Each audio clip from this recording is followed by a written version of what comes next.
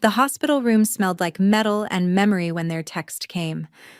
"Hope you're okay," with no one at the door. Still, I stared at the phone like it owed me a face, not a signal. As the monitor ticked beside me, I made space for a silence they'd have to live inside. While the antiseptic curled through the air, I realized they hadn't forgotten me. They'd just weighed the visit and said no. The same screen that blinked with their distance now holds my will, written without their names. That's when I decided. If love is optional, so is legacy. All right. Before we dive into this crazy story, do me a favor. Subscribe and tell us where you're watching from. Snow pressed against the hospital window like a slow, white tide. Machines hummed softly beside Linda Marks's bed, their rhythm the only heartbeat that stayed consistent anymore. Her right leg sat elevated in a sling, pale and swollen beneath thin cotton sheets. The antiseptic smell hung heavy, cut only by the faint whiff of the cafeteria's burnt coffee drifting in through the hall. The nurse, young, kind, but efficient to the point of invisibility, checked the monitor and offered her a gentle smile. "No visitors today either?" Linda didn't answer at first. Her hand moved automatically to the phone resting on her tray table as though habit itself might conjure something. She tapped the screen, hoping for missed calls. Nothing. Only one unread message glowing like a cruel little jewel. A group text. "Kelly, glad you're doing well. Let us know if you need anything." That was it. One bright bubble of nothing. She stared at it until the letters blurred. Then she tapped the message open, reread it, and reread it again. As if more meaning might appear if she just stared long enough. Her thumb hovered above the keyboard. She could type, "Thank you." She could type, "I'm fine." She could even type the truth, "I needed you." Instead, she set the phone down face down on the table. The nurse adjusted the blanket. "You've got a strong recovery ahead, Mrs. Marks. Physical therapy starts tomorrow. Family'll be proud." Linda forced a smile, one she'd used on patients for decades, the kind that hides both pain and history. "They already are," she murmured. When the nurse left, the silence swelled, wide and hollow, the kind that carries old echoes. She listened to the muted hallway conversations, the rolling carts, the distant laugh of someone visiting someone else. Everyone seemed to have someone. Her gaze drifted to the corner of the room, where a vase of grocery store carnations drooped from neglect. She couldn't remember who sent them. Maybe the church. Maybe nobody she really knew. The door creaked open softly. Pastor Glenn stepped in, his heavy coat dusted with snow, a paper bag of soup containers cradled in one arm. His presence filled the room not with noise, but with steadiness. "You look better than last week," he said, placing the bag on the table. "Still no circus of visitors, I see." Linda shook her head. "Just the usual performance." She nodded toward the phone. He followed her eyes and understood without asking. "That's the world now," he said, lowering himself into the chair. "Love by text, sympathy by emoji." She let out a breath that trembled on its way out. "I raised them to show up." "You did." Glenn's tone was steady, not pitying. "But showing up's harder when it's not about them." For a long moment they just listened, to the radiator hiss, the ticking clock, the faint scrape of sleet outside. Linda reached for the soup, her hands shaking slightly. "It's strange," she said, almost to herself. "You spend years teaching your kids how to care for people, and then one day you realize you taught everyone but them." Glenn didn't respond right away. He pulled a spoon from his pocket, as if he'd known she'd need one, and placed it beside her tray. "Maybe that's why you're still here. To teach one last lesson."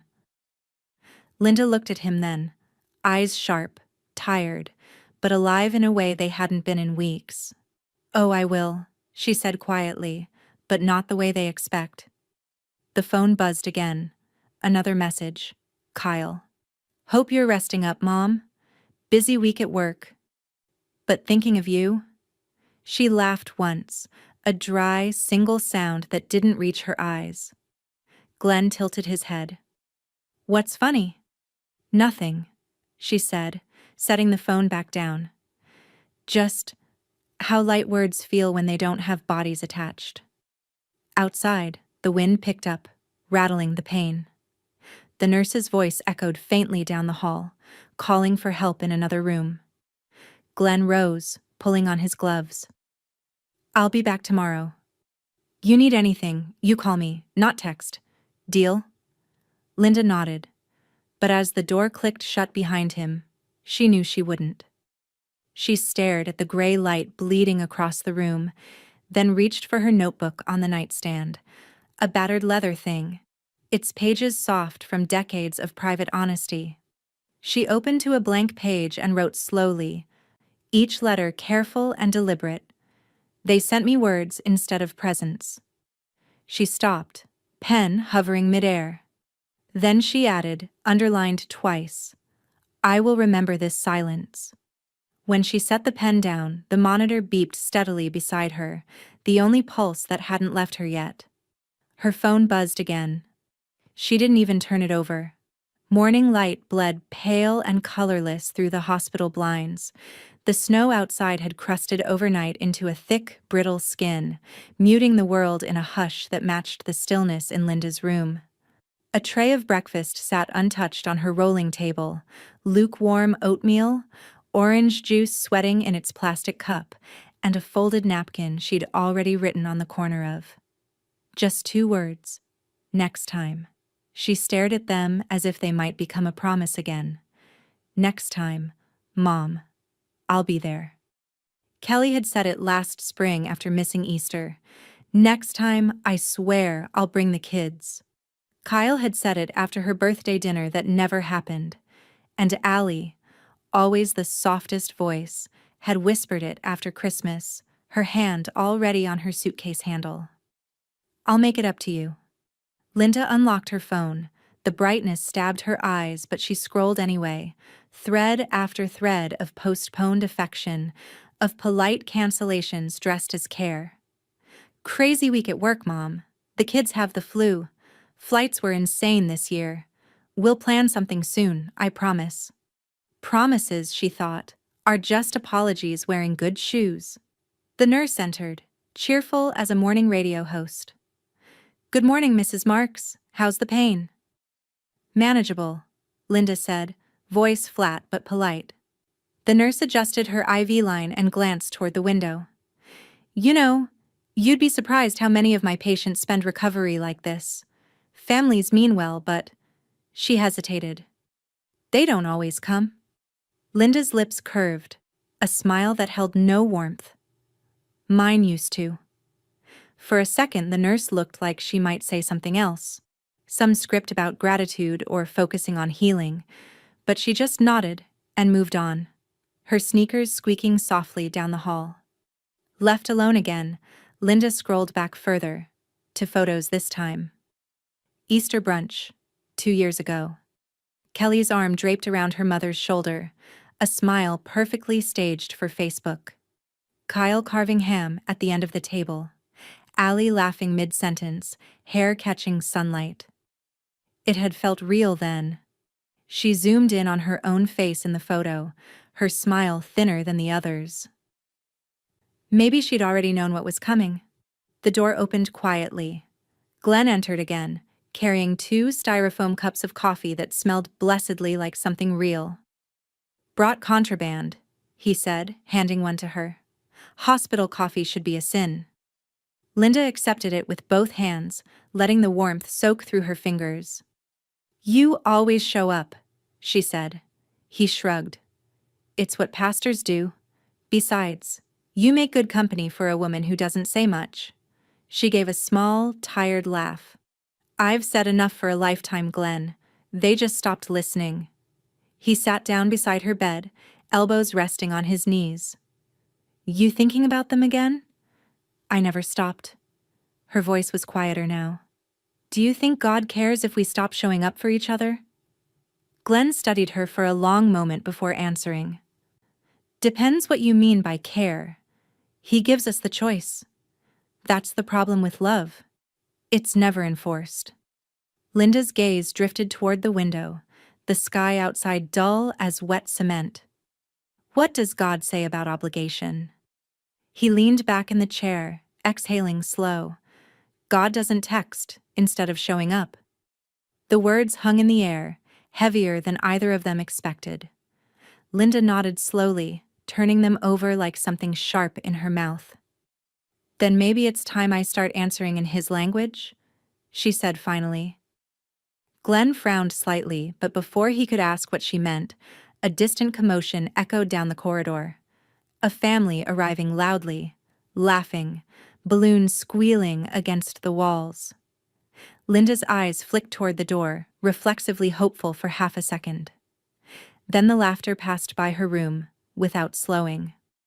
She watched the shadows of those balloons drift across her floor and disappear. "Glenn," she said quietly, "do you think silence can be holy?" He met her eyes. "It depends what you use it for." She turned her phone over, thumb hovering above the power button. "Redemption," she said. "Or something close enough." The screen went black. The rehab center didn't smell like healing.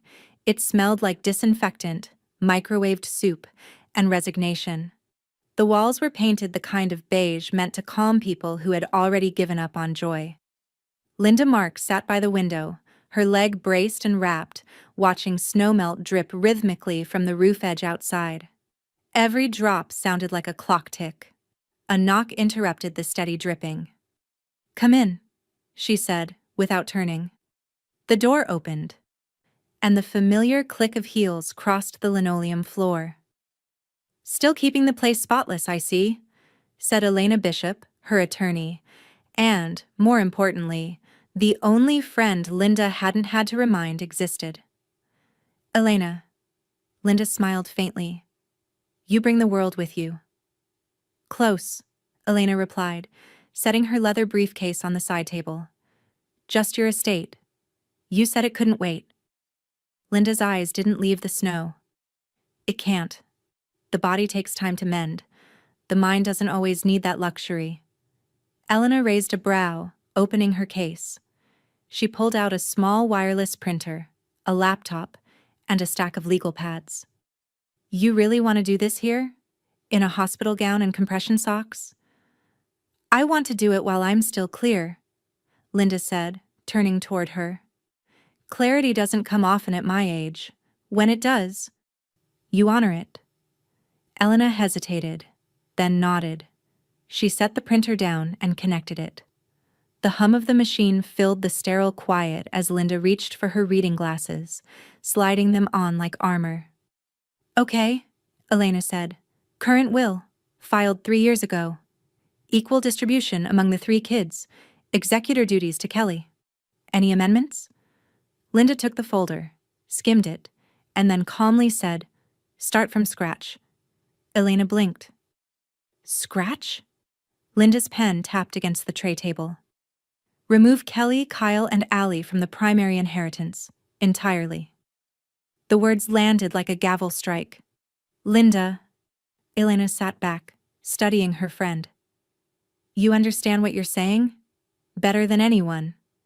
And this is because they haven't visited?" Linda's tone sharpened, but her volume didn't rise. "Because they stopped showing up years ago. This was just the first time I stopped pretending it was temporary." The printer clicked once, waiting. Elena sighed and began typing. "So who gets what, then?" Linda's gaze drifted to the window, where a volunteer helped an elderly man across the icy sidewalk, his hands trembling but steady with purpose. "People who showed up when I didn't ask," she said. "The church, the clinic I used to work at, the shelter Glenn volunteers with. Maybe even a patient fund in my name, something that actually breathes." Elena typed faster. "And your home?" "Undecided. But not them." A silence stretched out, filled only by the printer's low churn. Elena leaned back in her chair. I've been your attorney for 20 years, Linda. You've changed beneficiaries before. Small adjustments, fair reasons. But this. She paused. This feels like something you can't take back. Linda's eyes softened. That's the point. When the printer finished, Elena slid the papers toward her for review. I added a clause for personal letters to your children. Closure, at least. Linda scanned the pages, her lips pressing together in thought. Then she reached for a pen and drew a single clean line through the suggested paragraph. No letters, she said. They've had years of words. None of them mattered. Elena exhaled. Then what do you want me to write instead? Linda thought for a long time, the tip of her pen hovering above the paper. The snow outside turned from flurries to heavy flakes, thick enough to blur the world. Finally, she wrote slowly, deliberately, in neat block letters that left no room for misinterpretation: inheritance, pending apology, and presence, in writing and in person. Elena read the line twice before meeting her friend's eyes. You're serious? I was sure, Linda said, voice even and cold as the window pane. The day they didn't show up. The hum of the heater filled the silence that followed. Elena gathered the signed papers and began organizing them into her briefcase. I'll file this immediately. You'll get copies once you're home. Linda nodded. Good. As Elena stood to leave, she hesitated near the door. You know, if you ever change your mind, I won't, Linda said. Then, after a moment, she added quietly, but they might, if they remember how. The door clicked shut behind her. Linda sat alone again, the faint smell of toner lingering in the room. She reached for her journal, opened to a fresh page, and wrote just one sentence. Love without presence is debt, not devotion. She set down her pen, folded her hands, and stared at the documents Elena had left behind, still warm from the printer. By the time Linda returned home from rehab, the snow outside had turned to slush, gray, tired, and melting into the gutters like the remains of a long argument. The house greeted her with stillness. Not quiet, exactly. Just the absence of movement that only an empty home could sustain. Her phone sat on the kitchen counter, face down where she'd left it. She didn't check it. Didn't need to. She brewed coffee the old way, percolator on the stove, steam whispering against the kitchen window. The same window where she'd once watched her children race bicycles down the street. Kelly always shouting the rules, Kyle always breaking them, Allie always trying to make everyone stop fighting. Now, the glass only showed her reflection, thinner, sharper, resolute. The phone buzzed once. She ignored it.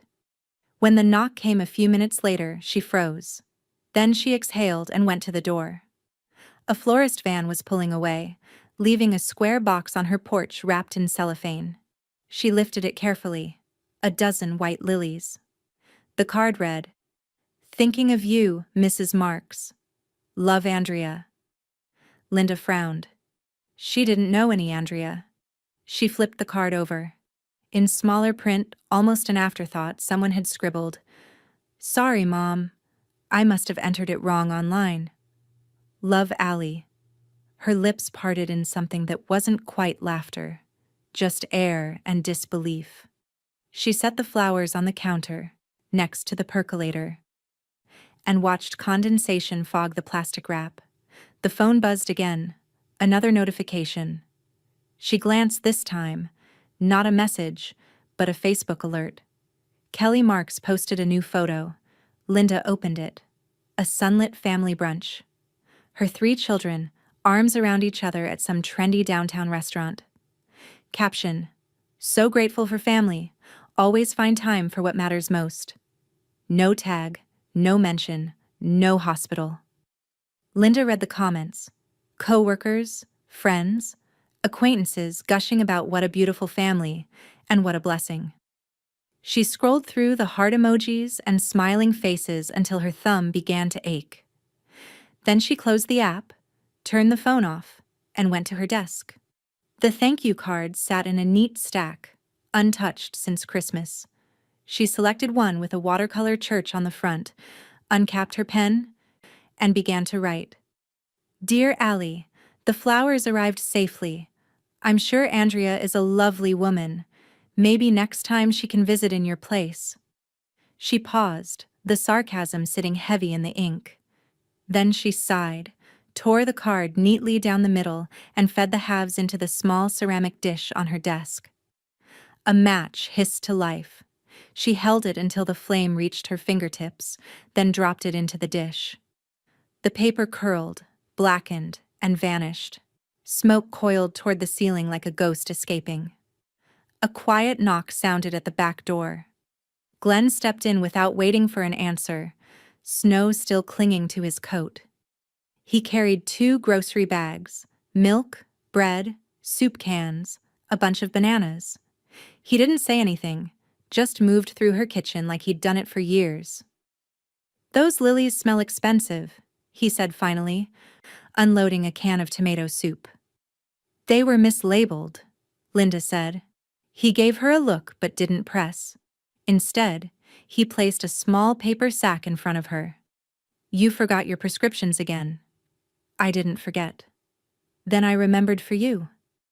They worked in silence for a while, unpacking groceries, folding paper bags, and letting the rhythm of small domestic tasks fill the spaces where words would have gone. When he finally left, the house felt even quieter, not empty, but waiting. Linda sat at her kitchen table with her journal, the same one she'd brought home from the rehab center. She turned to the last page she'd written. Love without presence is debt, not devotion. Beneath it, she wrote, no contact, no comfort, no claims. She underlined the last phrase twice. Then she shut the journal, smoothed her hand over its cover, and looked toward the hallway where her family photos still hung. Kelly's college graduation, Kyle's wedding, before the divorce, Allie at her first job, bright and confident, holding a certificate. She rose slowly, walked over, and turned each frame face down. The February wind had teeth that morning, biting at the shutters and rattling the gutters like the house itself was restless. Linda stood in the front doorway, her cane steady against the worn wood floor, watching the cold light slant through the yard she'd tended for 40 years. The maple tree, skeletal and proud, looked the same as it always had, but everything else felt different. The faces were gone from the hallway now. Every photograph she'd turned face down last week was packed neatly into a box labeled simply keepsakes. The word had started to feel dishonest. Elena arrived at precisely 10 a.m., her boots clicking against the tile, briefcase in one hand and a folder tucked under her arm.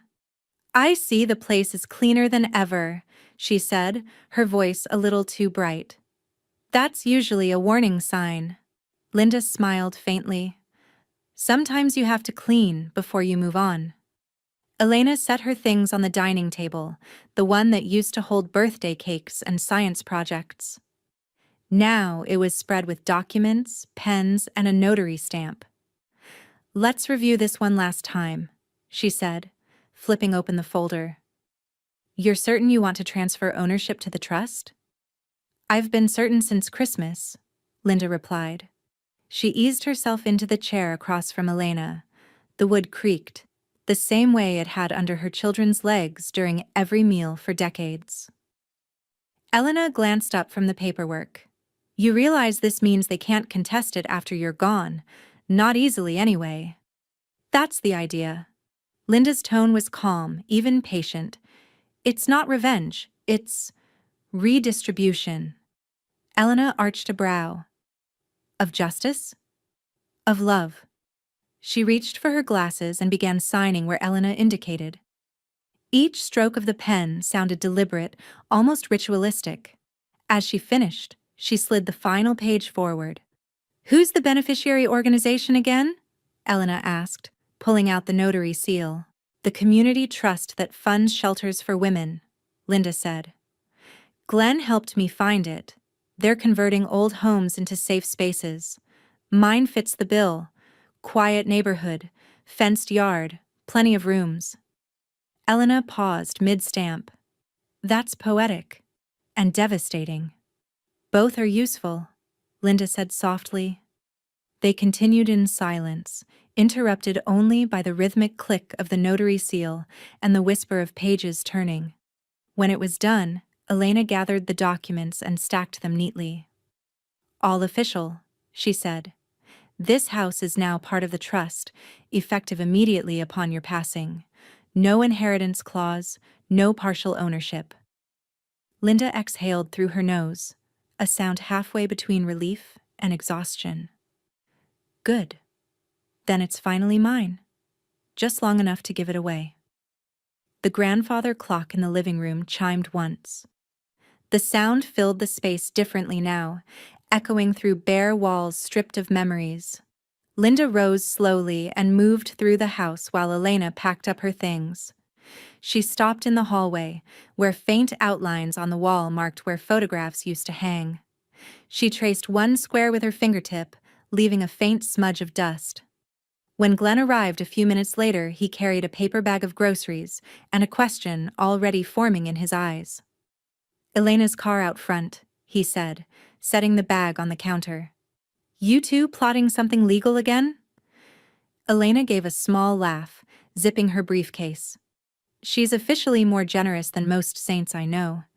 You might want to keep an eye on her. Saints tend to scare people. Glenn looked at Linda. What did you do? Linda leaned on her cane, steady as ever. I gave this house a new future. He frowned slightly. What kind of future? The kind that doesn't involve my children fighting over square footage. Realization dawned slowly. You didn't. I did. Elena handed Linda the final copy, freshly stamped and warm from the notary seal. Congratulations, Ms. Marks. You've just made a home out of your absence. As the attorney left, Glenn stayed by the kitchen counter, his expression unreadable. You know they'll be shocked, he said finally. Linda turned toward the window where sunlight spilled across the now empty family room. Let them be, she said. Outside, the wind carried the faint sound of children laughing from somewhere down the block. Strangers' kids, not hers. For a moment, it almost sounded like the past was mocking her. She closed her eyes. Maybe now this place will finally have the right kind of noise, she whispered. Glenn studied her in silence, then nodded once. You've always known what you were doing, Linda. I just hope you can live with the echo. I plan to, she said. It's quieter than regret. The morning arrived wrapped in that gray light Spokane specialized in, neither storm nor sunshine, just a dull, suspended in between. Linda sat at her kitchen table with her second cup of coffee cooling beside a stack of mail. The silence of the house no longer felt heavy, it was beginning to sound like ownership. Her laptop chimed, a new email from Kelly Marks, Thinking ahead. Hi, Mom. I know that big house must be a lot for you these days. I have a great contact, top agent in your area. Maybe just a conversation, no pressure. Love you. Linda read it twice. The words were airlight, but she could feel the weight hidden inside them. Assumption disguised as care. She typed only 2 words in reply. Thank you. No punctuation, no signature. Just polite finality. Then, with slow precision, she printed the email, waited for the paper to slide warm from the printer, and slipped it into a manila folder labeled Presumptions, right behind hospital apologies and holiday excuses. When she closed the drawer, she noticed the faint scent of cedar from the old filing cabinet, and for the first time in months, it smelled clean. Sunday morning, Glenn's knock came exactly as the church bells began to toll. He stepped inside, brushing snow from his coat sleeves. You look ready for the sermon, he said. I'm ready for a drive, she replied, fastening her coat. The church was small and old. the kind of place that still handed out hymnals with frayed corners. During service, Linda sang softly, her voice thin but steady. She didn't pray for forgiveness anymore, just for endurance. Afterward, Glenn waited by the front steps with his keys in hand. "Need a ride home?" Linda nodded, and they climbed into his aging Ford, its heater growling to life. The city rolled past in wet streaks of color. Billboards, snowbanks, the faint glimmer of thaw. They hit a red light near Division Street. Glenn tapped the steering wheel, following her gaze out the window. There it was, a glossy real estate billboard towering above the intersection. Kelly Marks, top seller, local love, your neighborhood expert. Kelly's smile stretched bright and confident across 10 feet of vinyl. Beneath it, smaller text read, "Helping families find their forever homes." Linda stared at it for a long time. The air in the car thickened. Finally, she said, "She sells homes, not roots." Glenn turned to her, eyebrows raised. "She's good at moving people," Linda continued, voice low, "not keeping them." The light turned green. Glenn eased forward without speaking. The hum of the engine filled the space where sympathy might have lived. "You're not thinking of moving, are you?" he asked after a while. "I already did," she said. "Just not where anyone can see." Back home, Linda hung her coat and made her way to the living room. The walls felt lighter, bare, but intentional. The sunlight that filtered through the curtains found no photographs to cling to, only the soft edges of a home that had shed its ghosts. Her phone buzzed again on the counter. Another message from Kelly. "Mom, just following up about that agent. Did you get my email? He says he'd be happy to drop by anytime this week." Linda opened the message, stared at it until the cursor blinked itself tired, then pressed archive. She reached for her journal, opened to the most recent page, and wrote a single line beneath yesterday's entry. "When people assume you're planning to leave, let them. It makes staying that much quieter." Then she closed the book, slid it aside, and poured herself another cup of coffee. It was early evening when Linda heard it, the sound of her phone vibrating against the counter, the long hum that broke the quiet like a pebble tossed into still water. She didn't rush to answer. She watched it until the screen dimmed, until the noise stopped, until silence reclaimed its place. A minute later, the voicemail icon blinked. She pressed play. "Hey, Mom, it's Kyle." Pause. "Just wanted to, check in. Kelly mentioned you've been doing a lot of paperwork lately. I was wondering if everything's in order. You know, the will, the deed, all that. We just want to make sure you're protected." Another pause, a throat clear. "Anyway, call me when you can. Love you. Love you." The words hit the air like they'd been stored too long in a cold room, stiff, unused. Linda sat back in her chair. "Protected," she repeated under her breath, as if testing the word for cracks. The tone beeped. The message ended. She replayed it once more, listening for anything real. There was nothing. No warmth. No "how are you healing?" No "I miss you." Just management disguised as care. When it finished, she didn't delete it. Instead, she pressed save. Then she forwarded the voicemail to Elena with a single line of text, "File under premature interest." She set the phone aside, her hand steady. 2 days later, an email arrived. Subject: happy, belated. Birthday. From Allie. A looping digital card filled her screen. Balloons, sparkles, confetti. The kind of animation that looked automated. The message read, "Hope your day was beautiful, Mom. We love you so much. Let's plan something soon." Linda glanced at the date. 2 weeks late. Her actual birthday had passed quietly. Just her, a frozen dinner, and a thunderstorm that had rattled the house like memory itself. She'd marked it by baking one candle into a small loaf of banana bread. No wish. Just closure.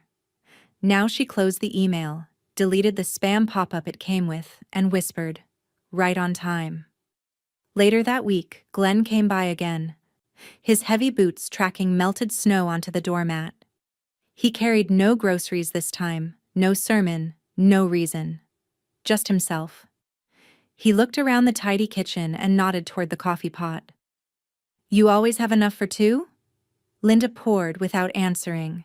The smell filled the air, strong, dark, honest.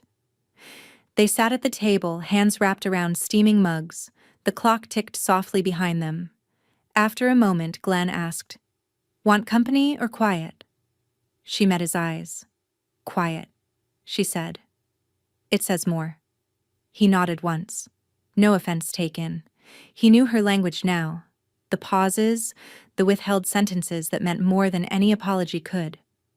So they sat, the two of them, surrounded by the hum of a house reclaiming its peace. Glenn eventually stood, tugging on his gloves. "You're colder than you let people think," he said softly, not unkindly.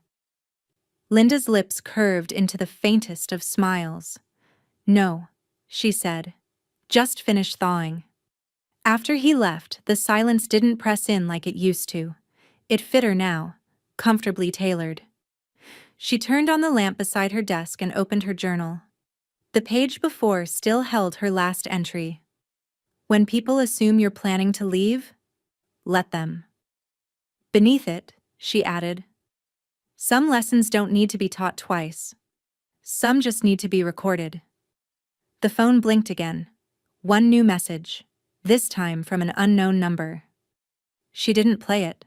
She just watched it blink until it stopped, like a heartbeat that didn't belong to her. Then she opened her email drafts, selected a folder marked Future Letters, and attached Kyle's voicemail file, for Elena, in case they ever pretend to care later. She clicked Save, not Send. The letter arrived on a Thursday morning, folded so cleanly it looked surgical. Elena's name on the return address. The weight of the envelope told Linda everything before she even opened it. Inside, a printed email chain, a stamped notice from the county courthouse, and a copy of a petition, filed by Kelly Marks, on behalf of the Marks family. Subject: Petition for financial oversight of an elderly parent. Linda read the first line aloud, just to feel the absurdity in her own voice. Concerned adult children requesting financial restraint for safety and estate transparency. She sat back, the paper trembling slightly in her hand. Not from weakness, rage, maybe, or something deeper, quieter. So this was what love you meant now. Her phone rang before she could finish the second page. Elena's voice came through, calm but clipped. "Don't panic," she said. "It's a formality. They're fishing for control." "They think I'm incompetent," Linda replied, her tone flat. "They're hoping the court will." There was a rustle of papers over the line. "The judge scheduled a preliminary hearing for next week. I'll file your response today." Linda looked toward the window. The yard outside was silvered with frost. The birdbath frozen solid. "File it under what?" Elena didn't hesitate. "Under reckoning," she said. By the time they stood before the judge, the courthouse smelled of old paper and cold air. Elena was composed as always, her dark coat sharp against the faded wood benches. Linda, cane in hand, moved slowly but deliberately, her chin lifted high enough to draw a line between dignity and defiance. Across the aisle sat Kelly, heels crossed at the ankle, her expression set in that professional calm she'd learned to weaponize. Kyle sat beside her, staring at his shoes. Allie, pale and anxious, twisted a tissue between her fingers.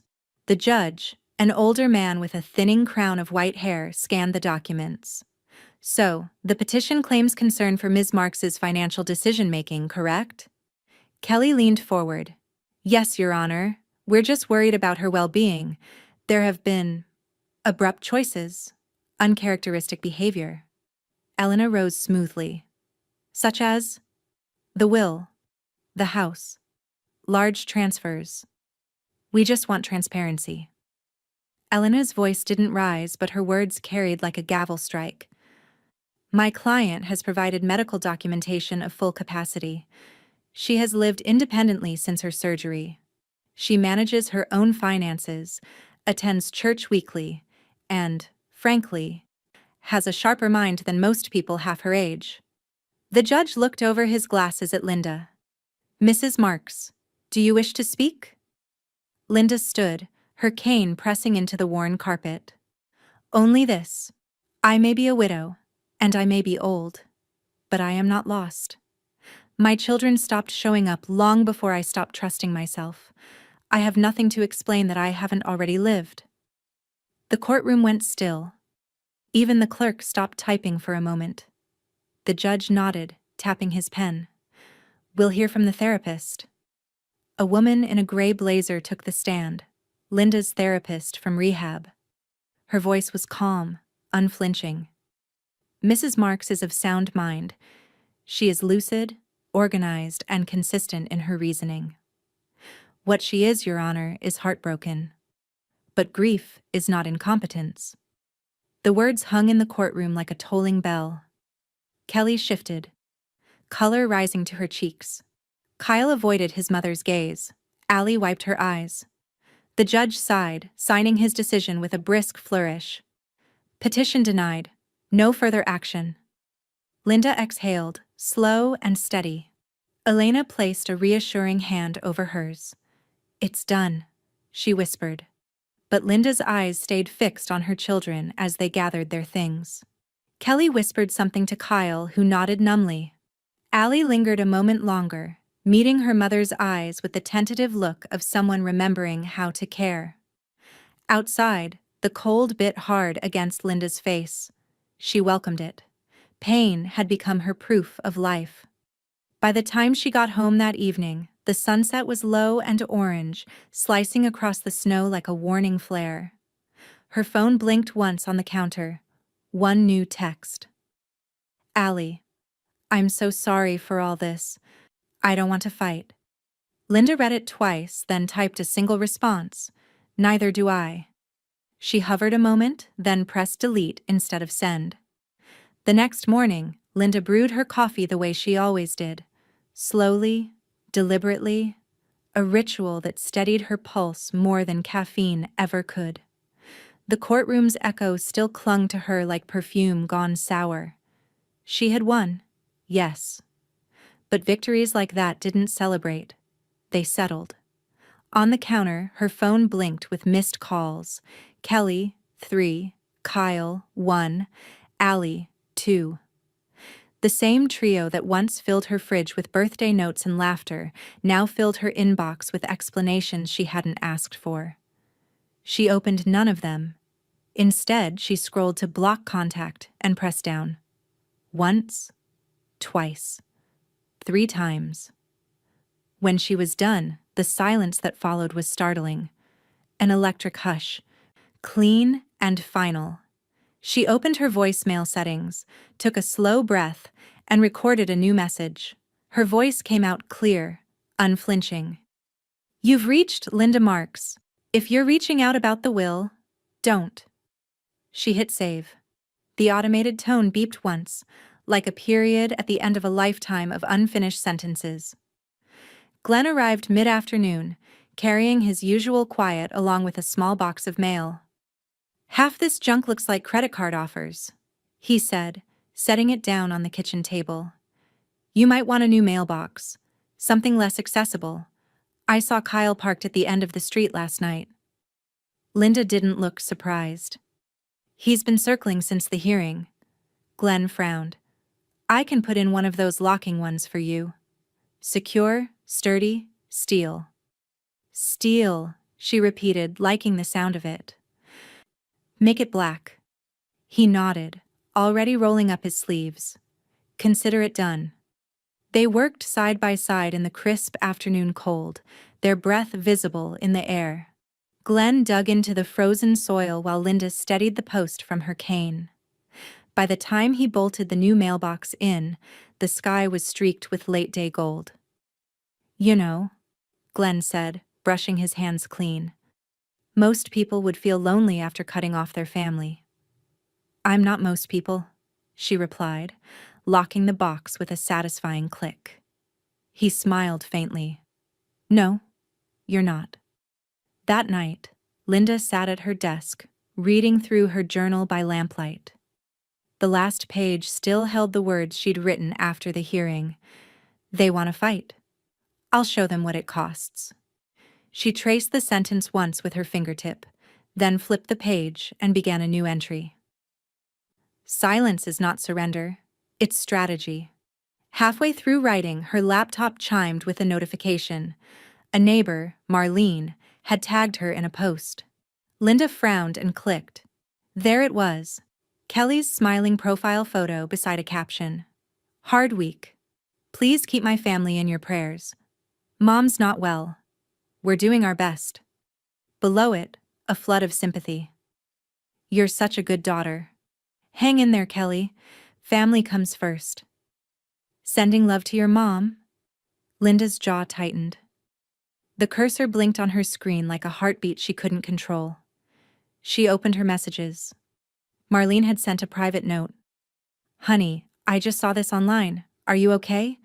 I didn't know you were sick." Linda typed a reply and deleted it. Then she called Elena. The next morning, Elena's heels clicked sharply on the courthouse floor. "Defamation," she said simply, sliding a document across the table toward Linda. "And a cease and desist to follow. You're sure?" "I'm done letting her write my story," Linda said. "Publicly? Especially publicly." Elena smiled grimly. "I'll file it today. She won't see it coming."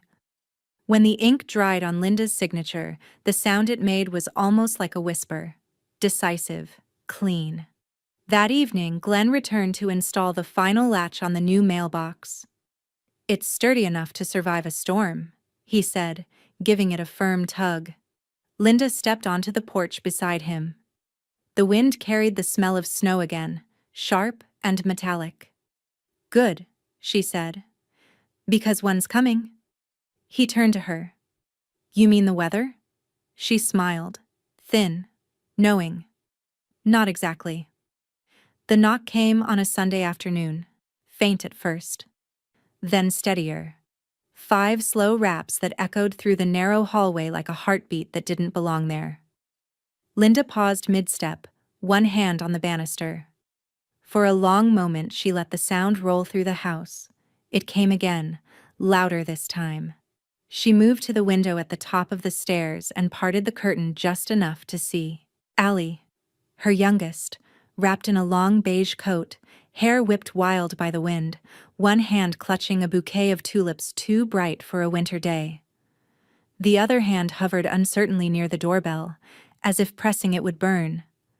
Linda didn't move. Below, Allie's mouth formed words she couldn't hear, pleas swallowed by glass and distance. She looked thinner, her posture small and folded inward. 10 minutes passed. Knock after knock. Each one a question Linda had already answered. From upstairs, she watched Allie finally step back, looking at the house like it was a stranger who used to know her name. The girl's shoulders trembled, not from cold, but from the weight of something that had taken too long to carry. Then she set the bouquet down on the welcome mat, adjusting it once, as if to make sure it was visible. The car door slammed. The sound cut through the wind like punctuation. Linda stayed at the window until the taillights disappeared.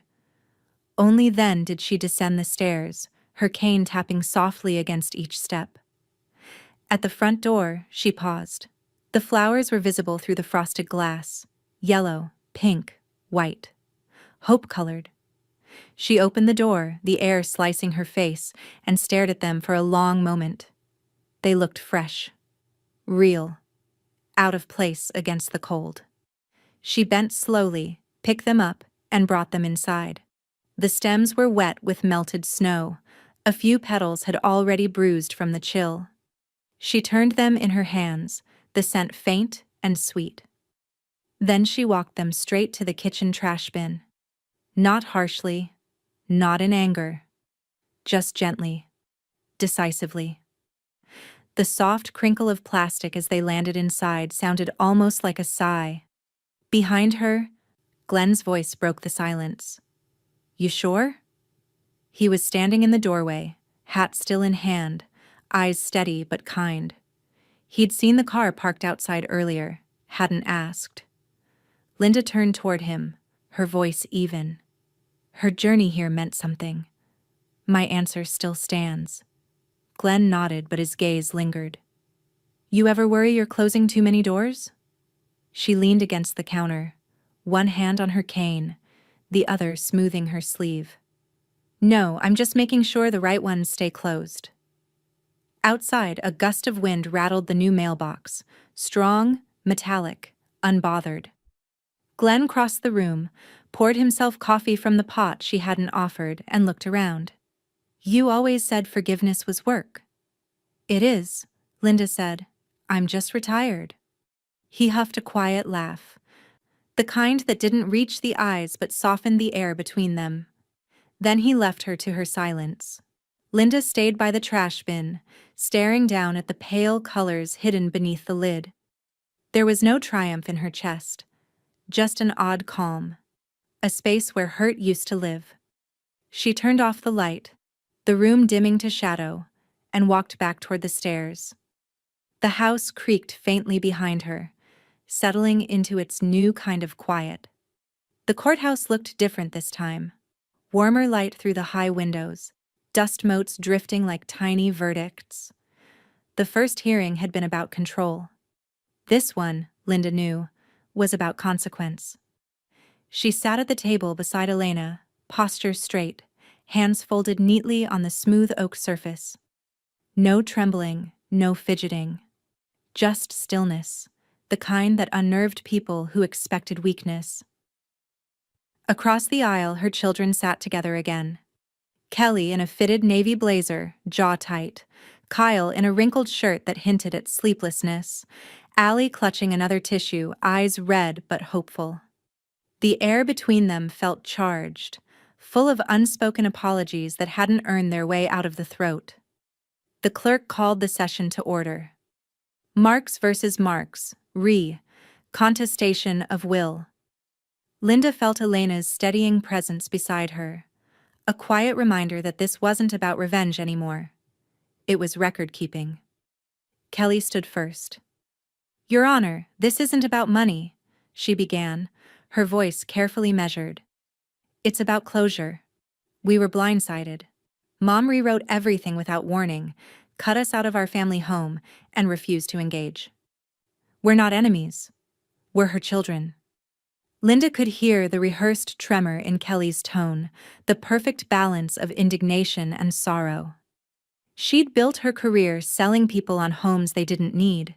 Emotion was her trade. Kyle leaned forward. "We just want to be part of her life again. She won't answer our calls. She blocks us. He hesitated. She's isolating herself." Allie spoke last, her voice small. "We're trying to fix things, but she shut every door." The judge, the same one from before, adjusted his glasses. "Mrs. Marks, you and your counsel will have time to respond. Ms. Bishop?" Elena rose. "Your Honor, what my clients call isolation, my client calls boundaries." A low murmur rippled through the spectators. Elena continued, sliding a thick folder forward. "We have 2 years' worth of records, text messages, letters, emails. Each one from Mrs. Marks, reaching out, asking for visits, calls, even simple acknowledgement. You'll see, Your Honor, how every attempt was met with postponement, polite dismissal, or silence." The judge flipped through the papers, eyes narrowing slightly. "I see. And the defense also claims emotional abandonment?" Elena nodded. "Yes, but not hers." From the second row, Glenn rose when the bailiff called his name. He approached the witness stand with the quiet dignity of someone who'd seen too much to dramatize any of it. His Bible sat tucked under one arm, his winter coat still dusted with snow. After the oath, he looked directly at Kelly before speaking. "I've known Linda Marks for 30 years," he said. "I've prayed with her, cried with her, driven her to more doctor appointments than I can count. I was there after her surgery, when none of them were." Kelly's chin twitched. Glenn didn't flinch. "She didn't isolate herself," he continued. "They abandoned her while she healed." The words landed hard, heavy as truth always does when spoken without heat. Silence flooded the courtroom. Even Elena looked down, giving space for the echo to settle. The judge leaned back in his chair. "I've seen many families in this courtroom," he said. "Most fall apart over what they can't share, some over what they never said. This case seems to have both." He scribbled something on his notes, then looked at Linda. "Mrs. Marks, do you have anything you'd like to add before I rule?" Linda stood slowly, cane in hand. Her reflection shimmered faintly in the polished floor, a ghost of every version of herself that had tried to forgive too easily. "No, Your Honor," she said quietly. "Everything I needed to say is already written down." The judge nodded, his pen tapping once more before he spoke. "The will stands as written. All prior claims are dismissed." Kelly inhaled sharply, as if the words had knocked the breath from her. Kyle slumped forward, rubbing his temples. Allie's tears returned, not loud this time, but silent, helpless. Elena whispered, "It's over." But Linda didn't smile. She simply gathered her papers, tucked them into her leather folder, and turned toward the exit. As she passed her children, none of them spoke. None reached out. At the door, she paused, just for a heartbeat, and said, without turning around, "Some inheritances aren't meant to be spent, they're meant to be remembered." Then she stepped out into the hallway, the echo of her cane tapping steady and final. Spring came late that year, hesitant and gray, as if the sky itself was unsure it deserved another beginning. Linda stood in the middle of what had once been her living room, now painted a soft, hopeful blue. The scent of fresh paint mingled with lavender disinfectant and faint traces of sawdust. The floors gleamed. The curtains were new. The house didn't belong to her anymore. And that, she thought, was exactly the point. The plaque near the front door read, "The Second Chance House. In honor of Linda Marks, RN." She ran her fingers over the engraved letters. They were cool beneath her touch, but they warmed quickly. Behind her, voices filled the air, staff from the community trust, volunteers, a few local reporters, and Glenn, standing near the back, his shoulders relaxed for the first time in months. He caught her eye and gave a small nod. Elena stood at the front, reading a short statement. "This home was gifted by a woman who understood what it means to heal quietly. It will serve women rebuilding their lives after loss, fear, and silence." Linda listened, her expression unreadable. She didn't like speeches. She liked structure, purpose, follow-through. And this house, her house, finally had all three. When the applause came, soft but genuine, she drifted toward the kitchen. She'd been there thousands of times, making lunches, signing checks, standing at the sink staring out the same window. But now, beyond the glass, she could see a new garden being planted by volunteers, patches of tulips, daffodils, and marigolds pushing through the thawed soil. Tulips. She almost laughed. Life, it seemed, had a taste for irony. Later, as the dedication ceremony began to thin out, Glenn found her by the doorway. He was holding a folded sheet of paper. "They asked me to read something," he said, a little embarrassed. "I don't usually do poetry, but this one's about return." She gestured for him to continue. He unfolded the page, cleared his throat, and began in his measured baritone. What you give away doesn't leave you. It waits, rebuilt in other hands. A house, a heart, a hollow place, filled again, where love withstands. The words carried softly through the room, brushing against the walls like the memory of laughter. By the time he finished, Linda's eyes shimmered. She didn't clap. She just looked at him and whispered, "You read that like you meant it." "I did," he said simply. The next visitor was a surprise. A girl of maybe 10. Her shoes muddy from the yard. She tugged shyly on Linda's sleeve. "My name's Ellie," she said, her voice careful but steady. "My mom's staying here. She said to tell you thank you. For the roof. And the quiet." Linda crouched as much as her hip would allow and met the girl's eyes. "Your mom's the one doing the hard work," she said. Ellie shook her head.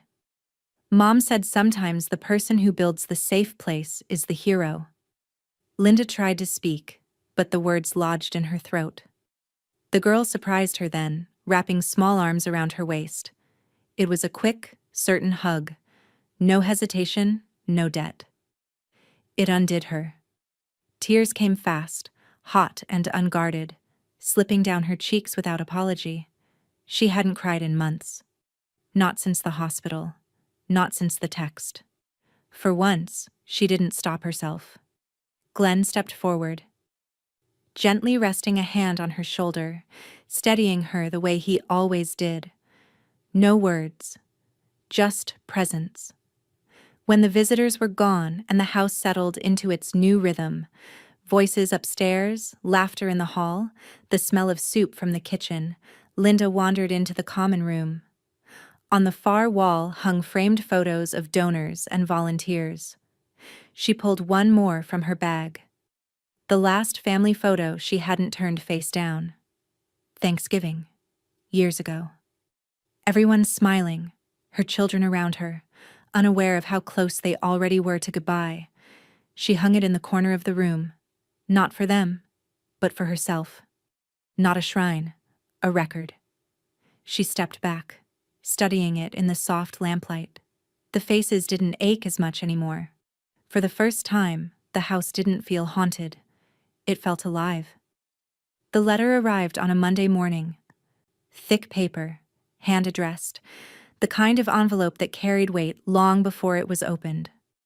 The handwriting was familiar, looped, slightly slanted, careful.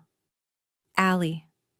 Linda turned it over in her hands, tracing the edge with her thumb. No return address, just her name in blue ink. Mom. She stood by the kitchen window, the one that now looked out over the garden of the Second Chance house. The tulips had bloomed, yellow and defiant, just like the ones that had died on her porch months ago. A symmetry she hadn't asked for. Glenn's voice came from the hallway. "Mail call," he said, setting a few envelopes on the counter. "You get the fancy one this time?" She didn't answer right away. She stared at the letter a moment longer, the sunlight catching the soft shimmer of the ink. "It's from Allie," she said finally. Glenn stepped closer but kept his distance. "You going to read it?" Linda shook her head. "No." "Sure about that?" She placed the envelope flat on the counter and smoothed it with her palm. "Some words don't need witnesses," she said. Then she picked it up and walked to the fireplace. The flames were already low, steady, waiting. She hesitated, not from doubt, but from memory. For a moment she could almost hear Allie's voice again, the way it used to sound when she was little, all soft conviction and wonder. "Mom, look, I did it all by myself." Linda took a breath, deep and deliberate, and fed the envelope into the fire. The paper curled immediately, edges glowing orange, the ink blistering into black. The wax seal gave a faint pop as it melted. Glenn didn't move. He just watched her, face unreadable. When the letter was gone, nothing left but a few smoldering fragments, Linda turned from the fireplace, her voice low but sure. That was the last one. He nodded slowly. That was your right. It was my choice, she corrected. That afternoon, Elena stopped by, briefcase in hand. The trust paperwork went through. The house is officially transferred, she said. And the charity board wants to name the volunteer scholarship after you.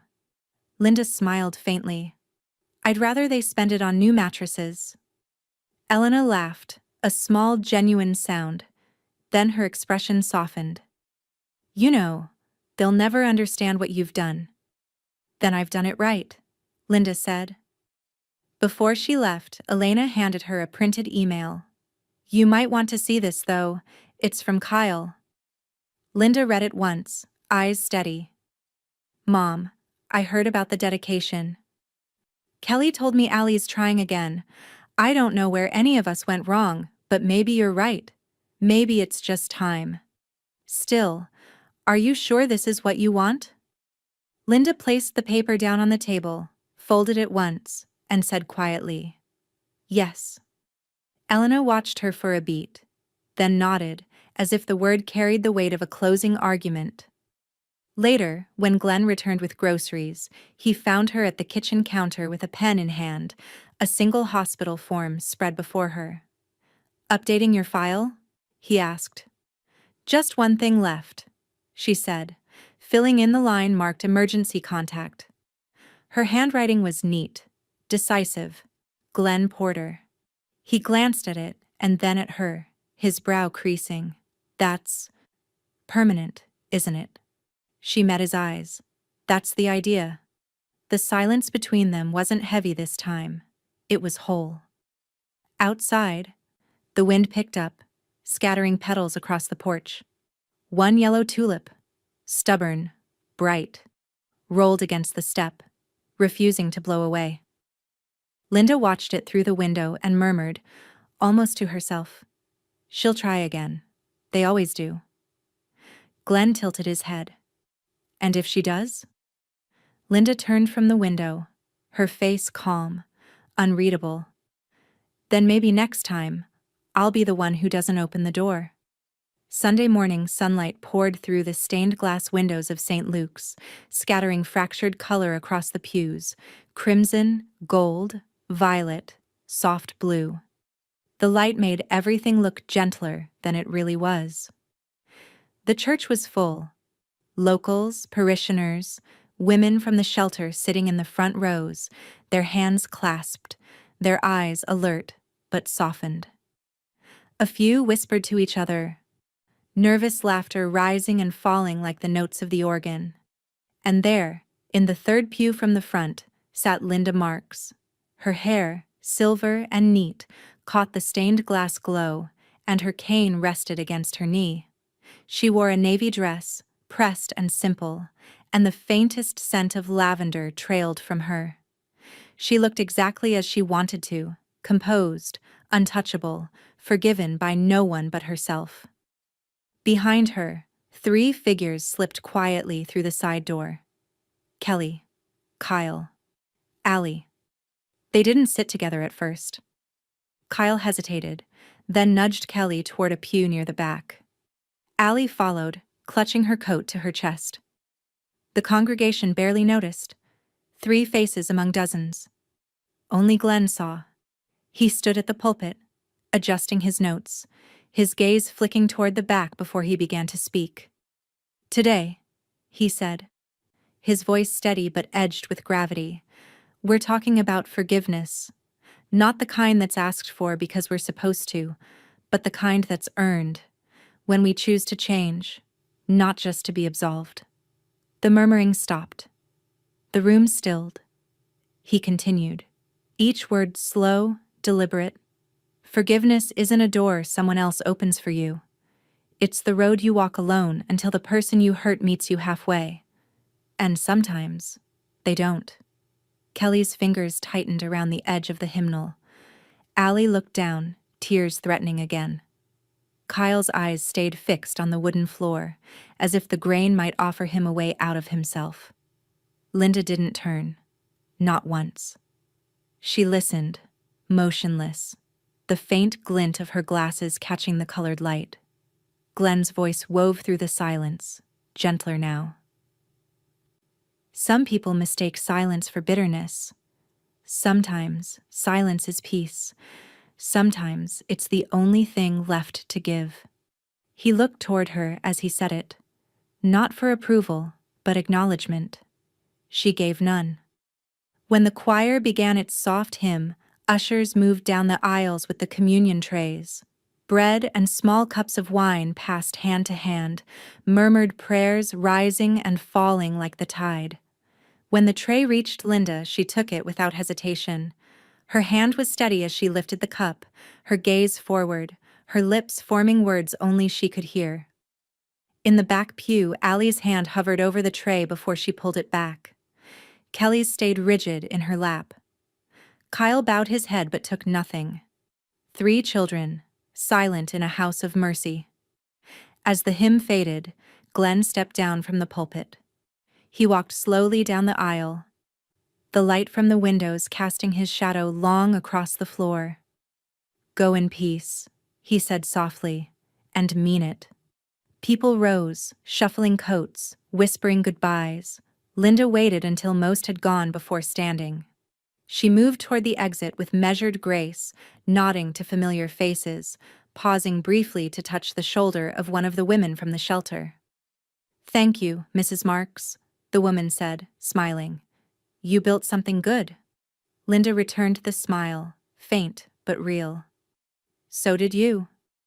She stepped into the aisle just as Kelly and her siblings stood from the back. For a moment, the 4 of them shared the same air, the same dim corridor of colored light, but no one spoke. Kelly looked as if she might try. Her mouth opened, then closed again. Before she could decide, an older woman, a stranger, touched her arm and said softly, "Your mom's a saint, dear. We should all be so lucky to leave something like this behind." Kelly's face broke then, the composure collapsing under the weight of words she didn't deserve. Allie reached for her, but Kelly pulled away, blinking fast. Kyle just stared after their mother, who was already at the door, her cane clicking once, twice, like punctuation. The church door opened, flooding the aisle with sunlight. Linda stepped through it without looking back. Morning light poured through the wide kitchen windows, pale and clean. Outside, the garden Glenn had helped plant the year before stood quiet, frost dusting the edges of the tulips that refused to die early. The house smelled faintly of coffee and cedar oil, her usual Sunday mix, though this one carried a kind of finality that Linda didn't need to name. On the table in front of her sat 3 envelopes, perfectly aligned, cream-colored, thick stock, the kind that didn't fold or smudge easily. Each bore a name in her steady cursive: Kelly, Kyle, Allie. Next to them lay her checkbook, open to a single page. The ink of her pen glistened faintly as she filled out the last line: "Pay to the order of..." Each child's name, and beside the dollar amount, her slow, deliberate script, 1-1. When she tore each check from the pad, the paper made a crisp, satisfying sound, small but absolute, like a door closing. Glenn's knock came from the back porch. He didn't wait for her invitation anymore. He stepped in, brushing the cold off his coat. "Smells like goodbye in here," he said softly. Linda looked up, the hint of a smile playing at her lips. "It's not goodbye. It's inventory." He walked over to the table, eyes scanning the envelopes. "You're actually doing it?" "I am." He picked one up, turning it between his fingers. "You could have left it blank. You could have left it kind." "That's cold," he murmured. She met his gaze, unflinching. "That's accurate." He set the envelope down carefully, as though it might burn. "You know they'll never understand." "They don't have to," she said. "Understanding isn't a prerequisite for consequence." She spent the afternoon finishing what she'd started years ago, sorting, labeling, leaving the house immaculate. The journals she'd kept since her 20s now sat boxed in neat stacks by the bookshelf, labeled private. Burn or read at your own risk. She laughed to herself at that. When the sun began to slip behind the maples, the light in the room turned amber and forgiving. She sat at her desk one last time and opened her final journal. The leather was soft, worn to the texture of memory. She turned to a blank page and wrote slowly, her handwriting smaller now, but steady as ever. I loved you, but I loved myself more. She let the ink dry, then tore the page out carefully and folded it in thirds. Sliding it into a plain envelope, she sealed it shut and placed it atop the 3 addressed ones. It wasn't ceremony, it was precision. The kind nurses and mothers learn the hard way. Glenn reappeared in the doorway, hands in his pockets. Want me to drop those off? She shook her head. No, they'll come through the lawyer. It's cleaner that way. He hesitated, studying her face. You look peaceful, he said finally. I am. He nodded once, then moved toward the porch. Before he left, he looked back. You ever think maybe peace and forgiveness are cousins? Just living in different houses? Linda smiled faintly. If they are, I chose the quieter one. He chuckled softly. Then I'll let you have your quiet. The door clicked shut behind him. Night fell easy. Linda moved through the house one last time, her cane tapping softly against the polished floor. The second chance house, hers no longer, stood silent and whole. The walls carried the soft ghosts of all that had been said and unsaid, but nothing haunted her anymore. She paused in the hallway, fingertips brushing the doorframe as if to take its pulse. Every room was clean. Every choice accounted for. When she reached the front door, she turned off the light, leaving only the silver wash of moonlight over the tidy stack of envelopes waiting on the kitchen table. In the stillness, her words from the very beginning came back to her. The ones she'd written in her hospital journal when this all began. They sent me words instead of presents. She exhaled, slow and sure, completing the thought aloud for no one but herself. I sent them silence instead of forgiveness. Outside, the wind moved through the garden, brushing the tulips in the dark. The sound was almost like applause, soft, reluctant, earned. And the house, at last, was entirely hers.